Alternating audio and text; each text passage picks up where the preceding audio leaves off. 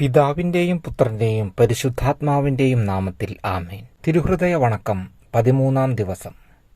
യേശുവിന്റെ ദിവ്യഹൃദയം, വിനയത്തിന്റെ മാതൃക. വിനയം എല്ലാവർക്കും അത്യന്താപേക്ഷിതമായ ഒരു പുണ്യമാണ്.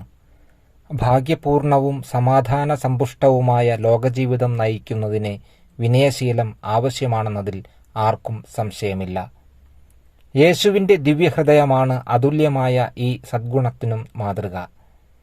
ജീവിതകാലം മുഴുവൻ, പ്രത്യേകിച്ചും പീഡാനുഭവവാസത്തിലും യേശു പ്രദർശിപ്പിച്ച വിനയശീലം അത്ഭുതകരമാണ്.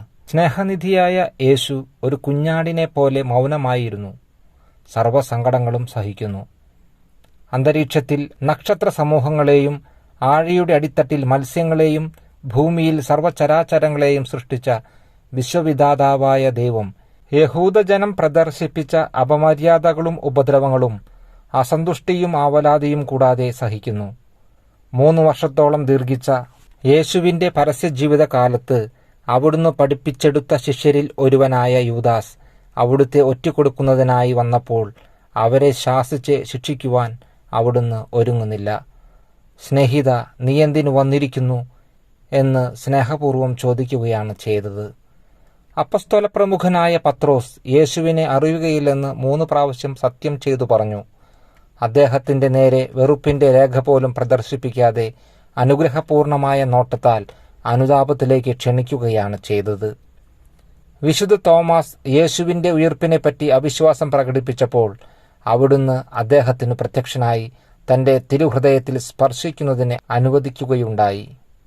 ക്ലേശപൂർണമായ മരണം വരെ യേശു വിനയനിധിയായിട്ടാണ് പെരുമാറിയത്. നമ്മുടെ നാഥനും നേതാവുമായ യേശുവിന്റെ മാതൃക നമുക്കും അനുകരിക്കാം. ശത്രുക്കളെ പോലും സ്നേഹപൂർവ്വം വീക്ഷിച്ച അവിടുത്തെ ശിഷ്യരായ നമുക്ക് നമ്മുടെ സഹോദരന്മാരുടെ നേരെ പകയും ദ്വേഷവും വെച്ചു പുലർത്തുന്നത് ഭൂഷണമാണോ? ശത്രുക്കൾക്കു വേണ്ടി അന്ത്യനിമിഷം പ്രാർത്ഥിച്ച അവിടുത്തെ അനുകരിക്കുവാൻ ആത്മാർത്ഥമായി നാം സന്നദ്ധരാകുന്നുണ്ടോ? യേശുവിന്റെ വിനയശീലം അനുകരിക്കുവാൻ നമുക്ക് ശ്രമിക്കാം. നമുക്ക് പ്രാർത്ഥിക്കാം. ആരാധനയ്ക്ക് യോഗ്യമായ യേശുവിന്റെ ദിവ്യഹൃദയമേ, സമാധാനത്തിന്റെ ആലയമേ, അങ്ങേ വിനയ സ്വഭാവത്തെയും ക്ഷമയെയും ഓർത്ത് ധ്യാനിക്കയാൽ എൻ്റെ ആത്മസ്ഥിതി എത്ര നിർഭാഗ്യാവസ്ഥയിലായിരിക്കുന്നുവെന്നറിഞ്ഞ് ഖേദിക്കുന്നു.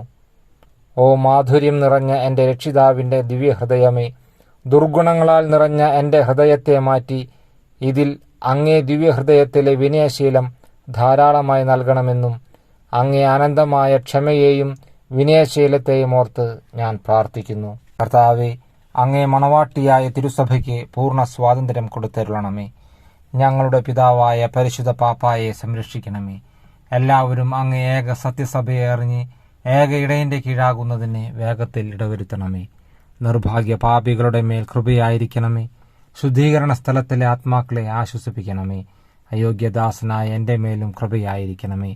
അനുഗ്രഹത്തിൻ്റെ അമ്മയായ മറിയമേ, ദിവ്യഹൃദയത്തിൻ നാഥേ, ഞാൻ അപേക്ഷിക്കുന്നതും ആഗ്രഹിക്കുന്നതുമായ സകല വരങ്ങളും അങ്ങേ ശക്തമായ മധ്യസ്ഥതയിൽ ശരണപ്പെട്ട് അങ്ങ് വഴിയായി ലഭിക്കുമെന്ന് പൂർണ്ണമായി ഉറച്ചിരിക്കുന്നു. ആമേൻ. വിനയശീലത്തിന്റെ മാതൃകയായ യേശുവിന്റെ തിരുഹൃദയമേ, എനിക്ക് വിനയശീലം തന്നരുളണമേ.